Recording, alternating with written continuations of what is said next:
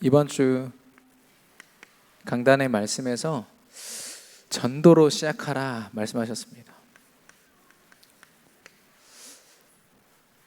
전도라고 하면 당장 뭔가 전도지라도 들고 나가야 될 것 같고 전해야 될 것 같고 소리쳐야 될 것 같고, 그러나 그것도 전도의 모습이지만 하나님이 원하시는 정말 전도자의 모습이 있다라는 것입니다. 그 모습이 무엇이냐? 각인된 사람. 지금은 각인 전쟁이라고 불릴 만큼 어렸을 때부터 깊은 각인으로 사람들이 살아가거든요. 정신병이나 조현병이라고 불리는 그 병들, 드러나는 문제들을 잘 살펴보면요, 어렸을 때부터 그 가정 배경과 그런 것들로부터 오는 영적인 문제들이 많아요. 누가 그걸 증거하고 있느냐? 특별히 무당 가족, 종갓집 자손들, 귀신을 가장 앞장서서 섬기는 사람들의 그 가정 속에 그런 문제들이 드러납니다. 그게 단순히 그냥 저 사람이 좀 정신에 문제가 있다 없다가 아니라 저게 영적 문제고 사단이 개입해서 저렇게 됐구나. 우리는 무엇으로 각인해야 됩니까? 하나님이 주신 언약으로만 각인하는 겁니다.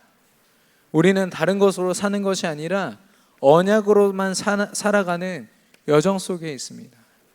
그렇기 때문에요, 세상이 말하는 이런 여정, 열심히 사는 여정, 어떤 여정을 걷는 것이 아니라 이 여정에 우리 24시간을 다 드려야 된다는 거죠.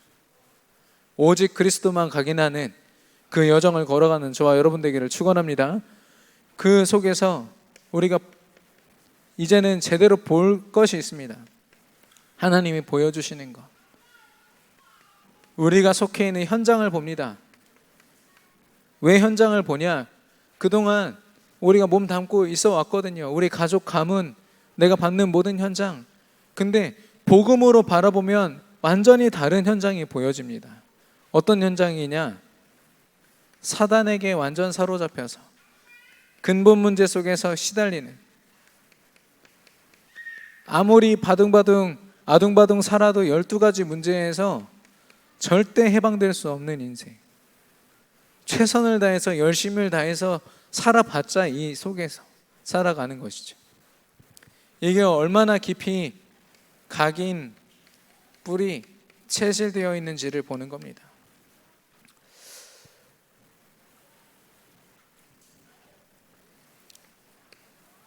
우리가 제대로 현장을 보면 그때부터 우리에게 하나님이 주신 응답은요, 회복입니다. 회복을 명하셨습니다. 먼저는 내가 그리스도로 얼마나 결론 내렸는가, 내 인생에 어떤 사건이 와도 내가 그리스도께 의지하여 내 삶을 드리고 있는가, 여러분 점검해 보셔야 됩니다. 여전히 내 방법, 내 생각, 내 기준이 앞서고 있다면 분명히 회복해야겠죠. 왜 이걸 회복해야 되느냐? 이거 회복 안 하면 내 문제 해결에 평생을 묶여가지고 현장을 바라보질 못해요. 하나님이 맡기신 사명을 감당하지 못하는 겁니다.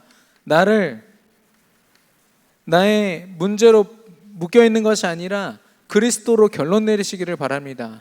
그래서 하나님이 맡기신 사명, 가는 모든 곳에 죽어가는 영혼들 살리고, 또 그들 가운데 하나님이 예비하신 제자 세우고, 또 그들과 함께 영원한 말씀 운동 할 수 있는 시스템 세우는 것, 그게 우리가 할 전부인 거죠. 우리의 주업입니다. 우리가 직장생활 하는 것 같지만 직장생활 하는 척하면서 이거 하는 거예요. 우리가 학업을 감당하는 것 같지만 학업하는 척하면서 이거 하는 거라니까요.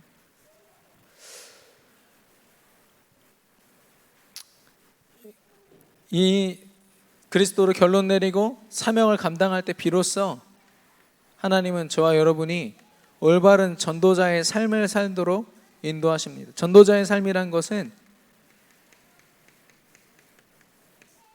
현장의 응답을 끊임없이 누리는 사람의 모습을 이야기합니다.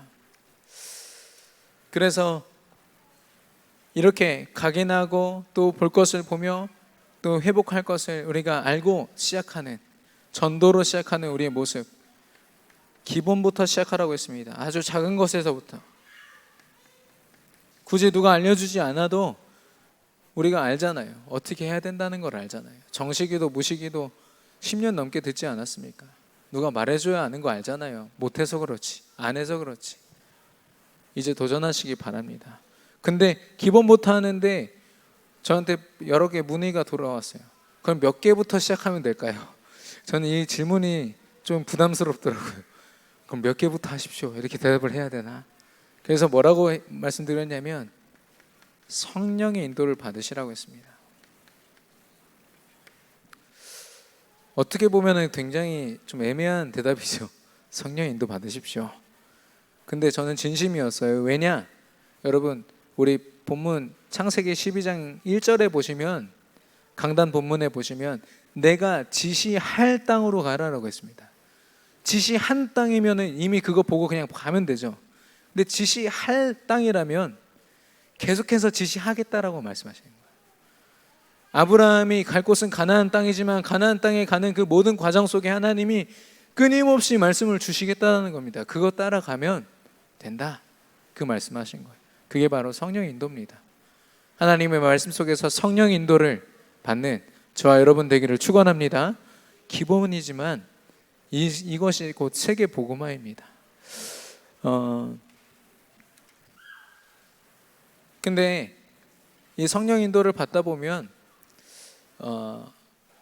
저와 여러분이 나름대로 생각했던 계획과 이런 것들이 무너질 때가 있어요. 불신앙으로 세운 계획이 아닌데도 불구하고 하나님이 그 방향을 트실 때가 있습니다. 그 큰 예가 바로 드로아 사건 아닙니까? 바울이 아시아를 살리겠다고 그 팀과 함께 계획을 다 짰어요. 근데 하나님이 꿈을 꾸게 하세요. 마게도냐 사람이 우리한테로 와라. 그래서 바울이 그날 그 꿈에서 깨자마자 방향을 틉니다. 근데요, 그 방향을 틀었더니 그 길이 어떤 길이었냐? 로마를 복음화하는 길이었어요. 로마 복음화가 곧 세계 복음화였습니다. 하나님이 저와 여러분을 완벽하게 인도하실 줄로 믿습니다. 혹시 우리가 부족하다면 말씀 안에만 있으면 돼요. 하나님이 완벽하게 인도하실 거거든요.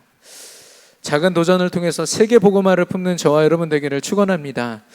그 속에서 우리가 좀 더 구체적으로 전도로 시작한다는 건 무엇일까?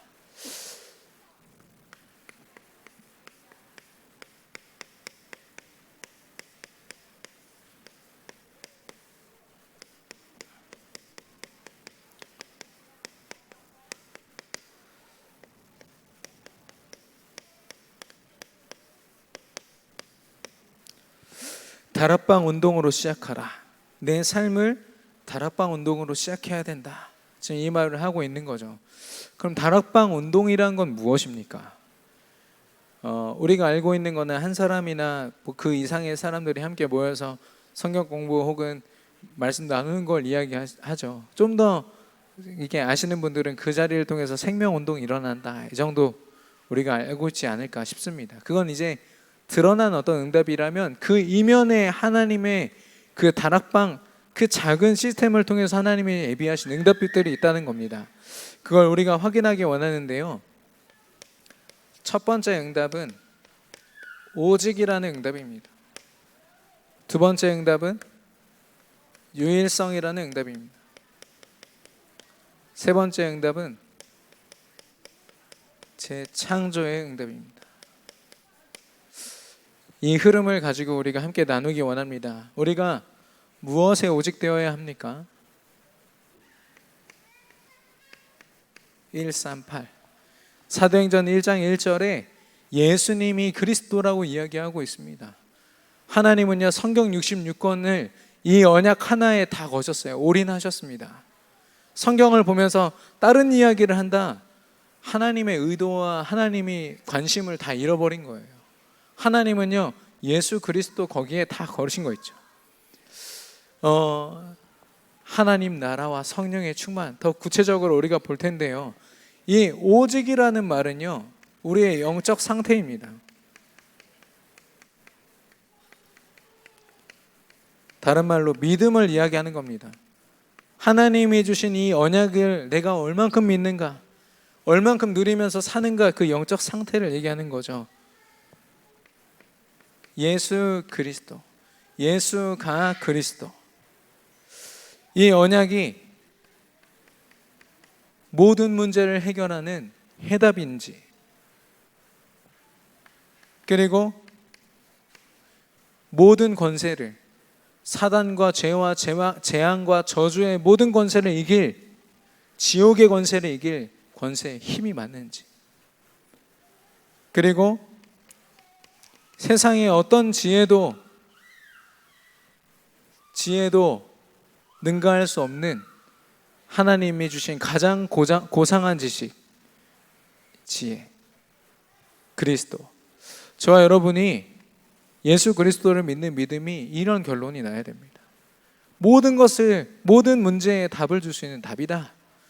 모든 권세를 능가하는 권세요 힘이다. 세상의 어떠한 지식으로도 설명할 수 없는 하나님이 주신 지혜다. 저와 여러분이 이 그리스도로 오직 그리스도 되어야 되는 겁니다. 두 번째로 하나님 나라입니다.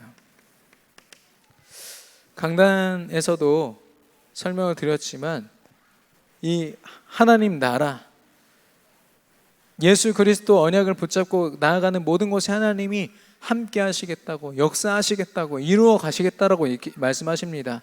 한마디로 하면 하나님 나라거든요.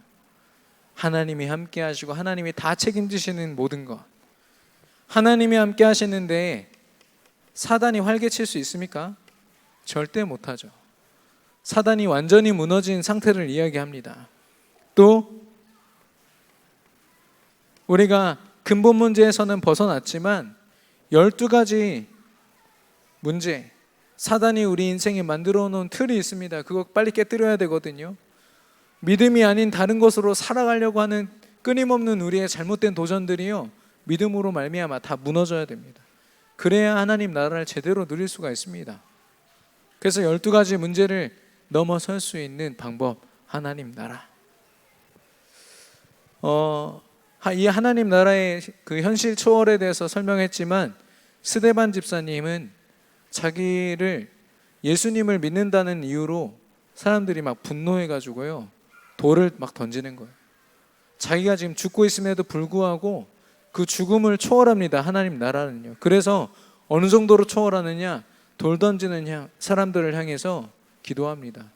하나님, 저들은 아무것도 모른다고, 저들을 저주하지 말아달라고 분명히 기도하고 있습니다. 그리고 예전에 우리 역사에 보면은 미국에 있는 선교사님들이 우리나라뿐만 아니라 원시 부족에도 복음을 전하기 위해서 배 타고 가시거든요. 근데 어떤 선교사님들은요, 배에서 내리자마자 막 창에 찔려서 죽고 다 죽어요. 근데 중요한 건 무기가 없었냐? 무기 있었어요. 권총이 다 있었거든요. 근데 한 발도 쏘지 못하고 다 죽었어요. 왜 그런지 아세요? 그들의 고백 기록 속에 있습니다. 그들을 만나면 우리는 총을 쏠 수가 없다. 단지 이 짐승들의 공격을 막기 위해서 총을 가질 뿐. 왜냐? 우리는 당장 지금 그들의 창에 찔려서 죽어도 천국에 가지만 그들은 우리 총에 맞으면 천국에 갈 수 없다. 하나님 백성이 아니기 때문에. 그래서 그들이 막 창을 가지고 달려드는데도 불구하고 아무 일도 할 수 없는 겁니다. 그러면서도 천국을 꿈꿀 수 있는 것, 하나님 나라의 비밀 아니겠습니까? 근데 그 선교사님 그 죽음 이후에 그 선교사님들의 사모님들과 그 자녀들이 다시 그 땅을 밟죠. 배를 타고 가서 당신들이 죽였던 우리 남편들, 당신들에게 복음 전하기 위해서 죽은 거다 설명하고 그 원시 부족을 하나님께로 인도했다라는 그런 신화가 있습니다. 하나님 나라는 우리가 생각하는 그런 모든 현실을 다 초월하는 능력입니다. 세 번째로 성령 충만입니다.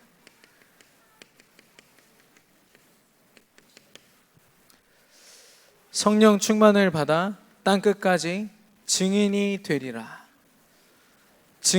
이 증인된 우리를 통해서 하나님은 땅끝 세계 복음화를 바라보고 계십니다. 하나님이 주신 언약입니다. 분명히 성취될 언약인데요, 이걸로 우리가 그리스도가 아니라 오직 그리스도, 그 베드로의 고백 보면 예수는 그리스도시오 라고 하거든요. 근데 영어로 하면 Jesus is the Christ라고 되어 있습니다.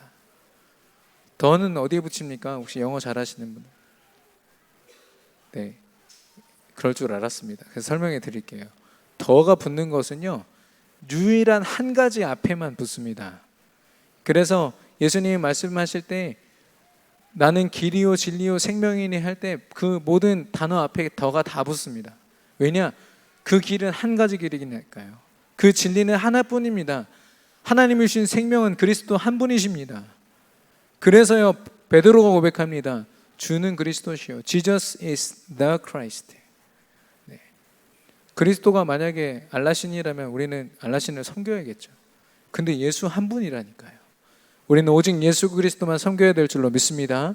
그 언약, 그리고 우리가 누릴 하나님 나라, 그냥 누리는 게 아니라 오직 하나님 나라 누리고 오직 성령 충만 받아서 증인되는 것.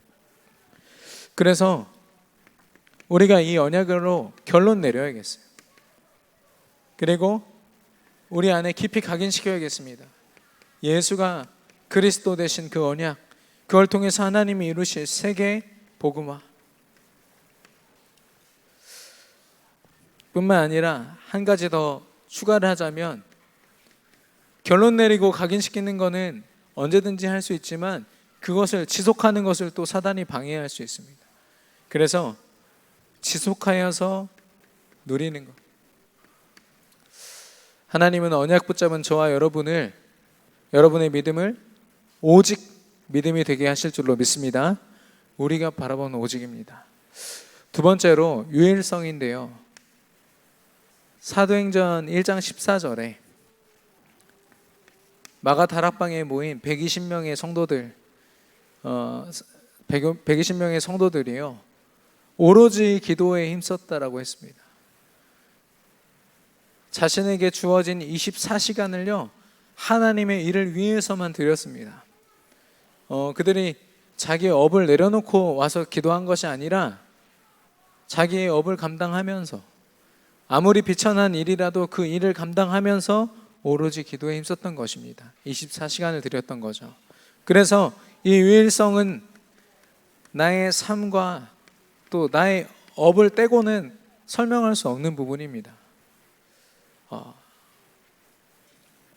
그런데 저와 여러분의 삶을 좀 점검해 봤으면 좋겠습니다. 첫 번째, 우리의 삶이 있는데 복음과 너무 상관이 없고요, 오히려 하나님을 대적하는 삶이라면 복음으로 회복하고 치유해야겠죠.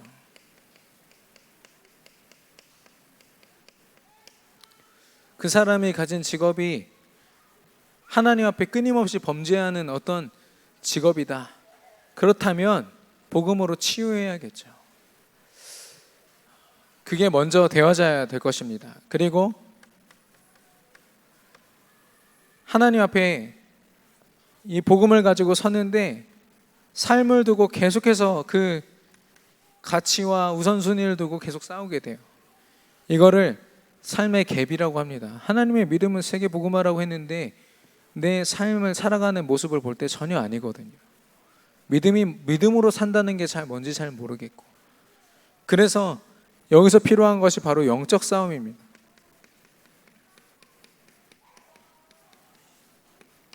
사단은요, 교회에서 아무리 은혜 받아도 이 은혜를 가지고 현장에서 살아갈 수 없도록 방해하거든요. 그래서 영적 싸움을 싸우는 겁니다. 이 복음으로 살아갈 수 있도록. 내가 가진 직업과 내가 가진 학업을 통해서 하나님 복음의 일을 할 수 있도록 인도하옵소서. 그 기도로 끊임없이 사단이 주는 잘못된 생각들과 싸우는 겁니다. 이 싸움을 계속 싸우다 보면은 우리의 삶이요, 곧 복음을 증거하는 복음 운동이 되어집니다. 이걸 바로 유일성이라고 하죠.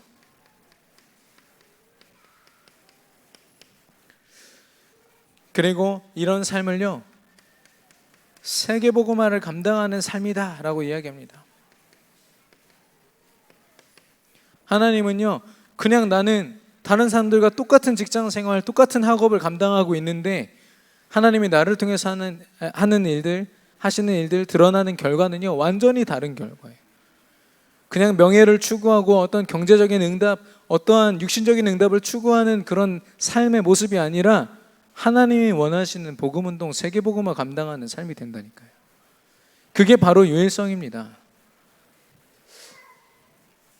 다른 사람이랑 조금 다르게 산다, 내가 사모를 조금 더 한다, 이 정도의 수준이 아닌 거 있죠. 하나님이 완전히 그 인생을요 구별해서 사용하시는 겁니다. 사도행전 18장 1절에서 4절, 그 모델이 바로 브리스길라 아굴라죠. 천막을 만드는 일을 했습니다. 어느 날 바울이라는 전도자를 만났어요. 그 업이요 곧 복음운동이요 세계 복음화가 됩니다.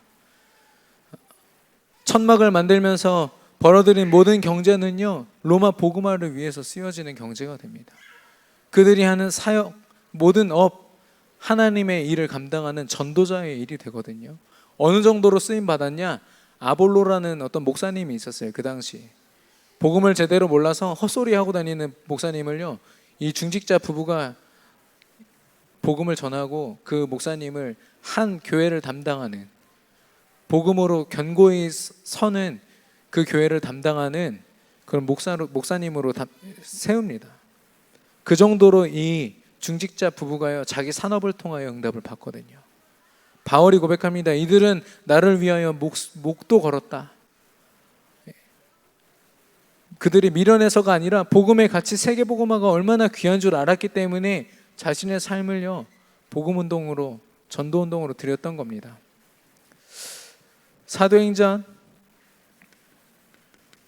11장 26절, 오늘 같이 읽은 본문이죠.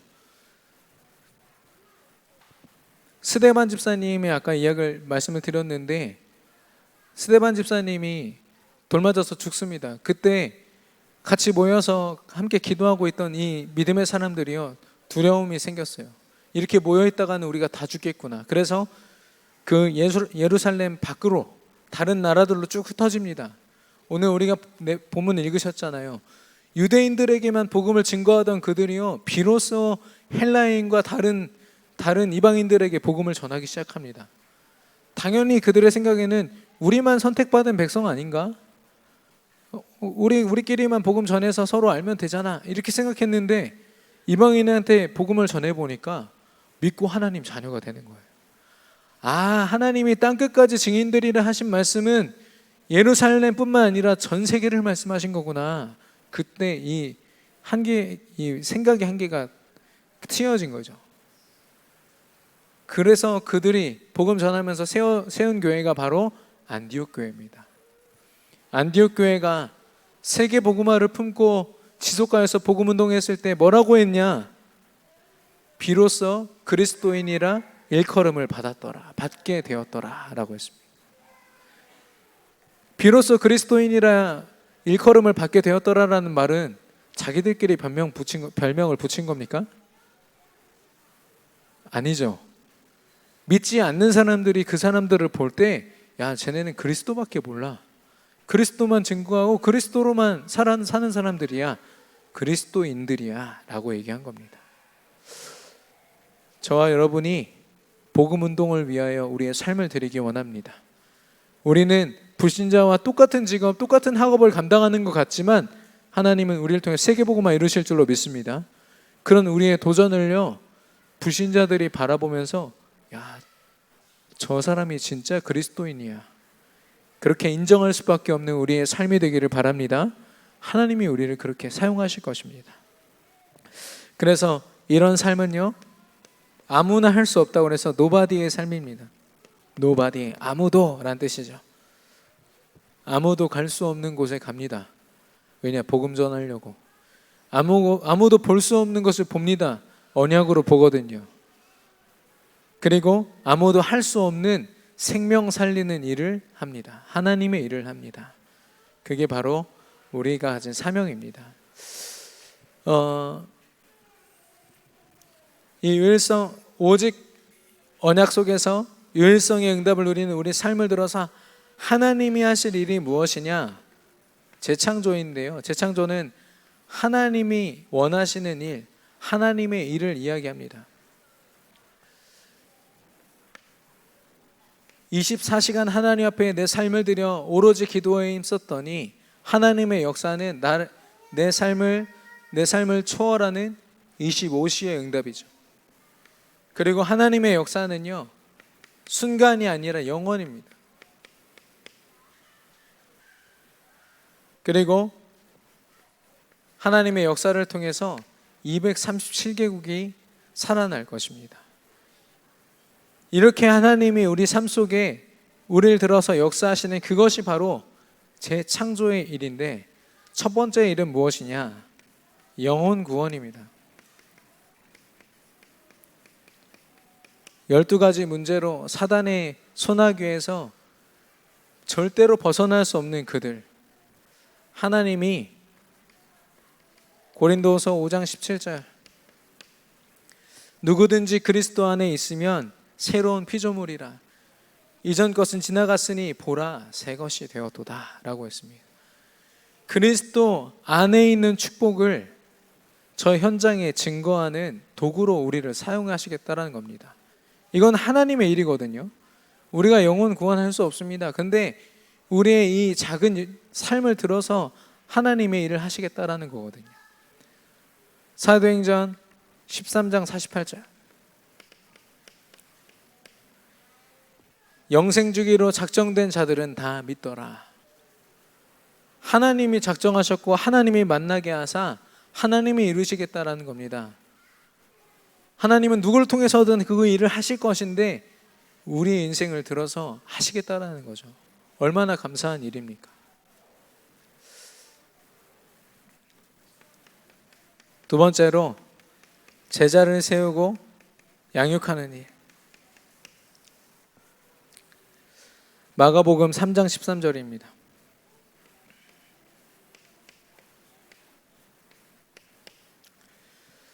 원하는 자들을 부르시니 나아온지라. 저와 여러분이 제자를 찾는 방법은 무엇입니까? 먼저 복음을 전합니다. 우리가 잘 알고 있는 복음을 전해서 복음에 반응하는 사람들 중에 유별나게 이 복음에 간절한 사람들이 있고 복음에 반응하는 사람들이 있습니다. 혹시 제자가 아닐까? 그래서 그들을 복음으로 더 양육시켜서 나와 같이 복음을 증거하는 전도자로 세우는 것입니다. 근데 우리가 생각한 공식은 그렇잖아요. 현장에서 우리가 할 수 있는 전부입니다. 근데요, 하나님이 제자를 세우실 때 어떻게 했습니까? 원하셔서 부르시니 나아온지라 라고 했습니다. 하나님이 원하셔야만 그 제자가 일어날 수 있다니까요. 우리가 만나서 그 제자가 세워진 게 절대 아닙니다. 우리가 양육해서 제자를 세운 게 아니라 하나님이 원하시고 부르셔서 내 앞에 나를 만나게 하시고 나를 통해서 그 제자를 세우신 거죠. 하나님의 일을 우리에게 맡기신 겁니다.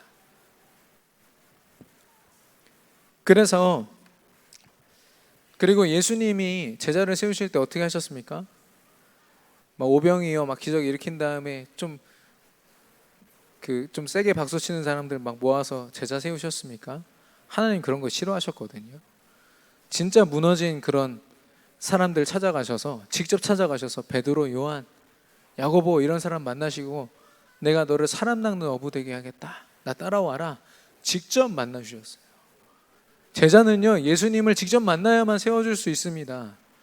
그 말은 무엇이냐? 그 누군지 모르는 제자로 세워줄 그 사람이 우리를 통해서 그리스도를 만나야만 세워지는 겁니다. 그리스도를 만나는 그 일에 우리가 쓰임받는 거예요. 우리 인생에 쓰임받는 겁니다. 그래서 만나진 그 사람들을 치유하고 오직 그리스도 그 앞에 결론 내리게 할 뿐 아니라 그리스도 언약으로 그들을 하나님 앞에 서밋으로 세우는 일, 하나님이 저와 여러분에게 맡기신 사명입니다. 재창조의 일입니다. 세 번째로 시스템 구축입니다.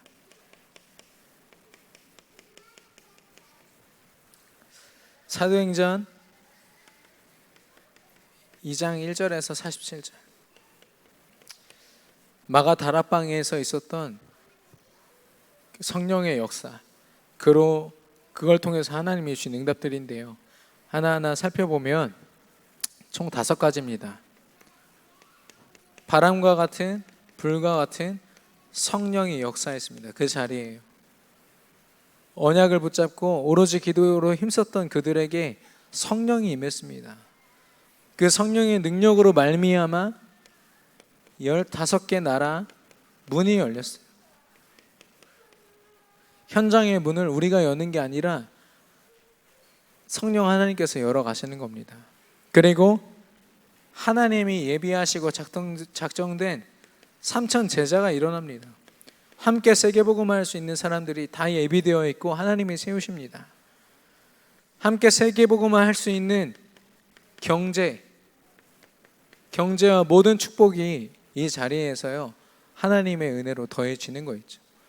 야, 세계복음은 어떡하지? 내가 돈이 없는데, 이런 고민 안 해도 될 만큼 하나님이 쏟아 부어 주시는 거예요. 그 현장에. 그리고 그 모든 제자들을 통하여 모든 현장 곳곳에서 말씀 운동을 본격적으로 하는 겁니다. 교회를 세우고 말씀 운동할 수 있는 모든 작은 시스템부터 큰 시스템까지 세워가는 것. 저와 여러분이 누릴 재창조의 역사입니다. 영혼 구원, 또 제자가 양육되고 세워지고 또 시스템을 구축하고 세우는 것. 저와 여러분이 오늘 다락방 운동으로 시작한다고 했습니다. 어떤 분들은 어떤 사람에게 다락방을 받는 분이 계실 수 있고, 어떤 분들은 좀 준비되어서 이제는 렘넌트나 어떤 사람을 다락방을 사역을 하시는 분들일 수도 있습니다. 근데요, 그러다 보면 어떤 다락방은 조금 한 2주 하다가 막 다쳐요. 엄청 힘 빠집니다. 그거 제대로 한번 해보자 했는데 막 다치고, 그 사람이 나 싫어하고 막 그러면 되게 가기 싫고 이러거든요. 근데 그 단 한 주를 가더라도, 단 10분을 가더라도 그 모든 다락방에서 일어날 역사는요, 이 칠판을 가득 채우고도 남을 어마어마한 역사라는 겁니다. 그러니까 여러분이 다락방에 도전한다, 내가 있는 현장에서 말씀 운동을 도전한다, 보통 일이 아닌 거 있죠. 저는 지금 우리 임원 대학 청년부 임원 회의가 이번 주 토요일이라 아직 전달을 안 했습니다. 전달을 하고 결정을 해야 되는데, 제가 올해 12월까지 우리 대학 청년부 안에 개인 양육이 가능한 20명의 제자를 세우겠다. 제가 나름대로 기도 제목을 잡았고 같이 도전하려고 했거든요. 이렇게 선포했기 때문에 이제 공론화 됐습니다. 우리 대학 청년부가 도전해야겠어요. 왜냐하면 담임 목사님이 1000명 빨리 제자 세우라 하셨거든요. 지금 할 일이 많습니다. 그런 실제 이 운동을 감당할 수 있는 제자들이 세워질 때 하나님의 역사가 본격적으로 일어나는 거 있죠. 우리 수요 예배에 모이신 저와 여러분을 통해서 하나님은 다락방 운동을 시작해 하실 줄로 믿습니다. 오직 유일성 재창조, 언약의 오직 결론 내리고 우리의 삶을 유일성의 삶으로 드릴 때 하나님이 이루어 가시는 재창조의 역사, 저와 여러분의 응답이 될 줄로 믿습니다. 결론입니다. 강단 결론에서 기본부터 시작하라고 했잖아요. 결론은요, 홀로 다락방부터 시작하셔야 됩니다.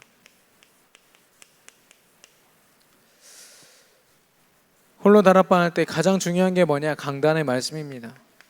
강단에서 하나님이 주의 종을 통하여 선포하신 그 말씀이 여러분의 삶 전반에 쫙 깔려 있어야 돼요. 그래서 여러분이 주중에 듣는 모든 말씀이 어떻게 돼야 되냐? 강단의 말씀으로 보여져야 돼요. 강단의 말씀으로 깨달아지고 강단의 말씀으로 보여지고, 그 속에서 우리가 삼오늘을 하는 겁니다. 하나님이 주신 삼오늘이죠. 특별히 기도 수첩을 할 때도요, 여러분이 품고 있는 현장을 분명히 기록해 보십시오. 여러분이 그날 밟을 그 여러분의 스케줄을 한번 정말 하나님 앞에서 적어 보세요.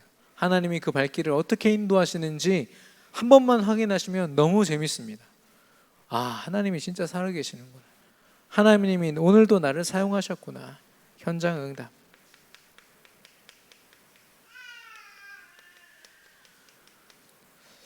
당장 어떤 사람을 붙잡고 다락방하기가 힘드시다면 홀로 다락방부터 시작하세요. 당장도 할 수 있습니다. 이건요. 두 번째로는 현장 다락방입니다.